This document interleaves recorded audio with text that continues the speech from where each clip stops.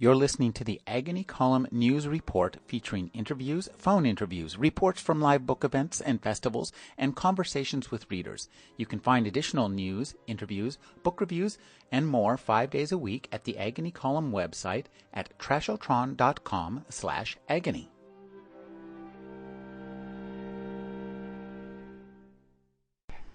His next collection of verse, though, Poems and Ballads, which had been published the following year, was savaged by the critics, and their denunciations of the vicious sensuality of the poems was so widespread and harsh that an obscenity indictment from the Attorney General seemed likely, and the publisher withdrew the book only a month after its publication.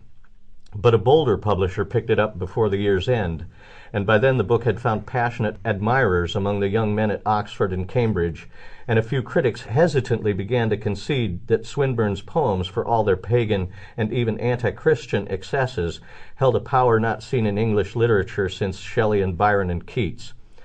Naturally, thought Swinburne now, I share the same species of muse that those poets had. The attentions of the antediluvian stony tribe kill those we love and make us suffer in sunlight, but, in a side effect that they may not even be aware of, awaken language in us, make of it a living beast that can be harnessed and ridden.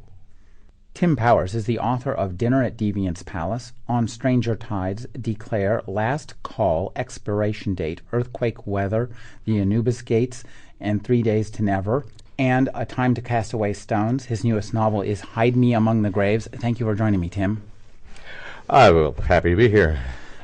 Among the many fascinating notions at the heart of this book is the idea that artists are inspired by forces outside of themselves that are generally inimical to the rest of the human race. And I'd like to know which devil inspires you. Well, actually, if I was to take the idea seriously, I suppose it would be some sort of old Celtic Irish thing lurking in the base of my genetics.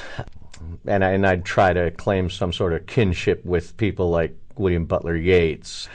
But really, of course, I just go with where the research leads me, reading the biographies of people like Byron and Keats and Shelley and all the way up through Christina Rossetti and Algernon Swinburne.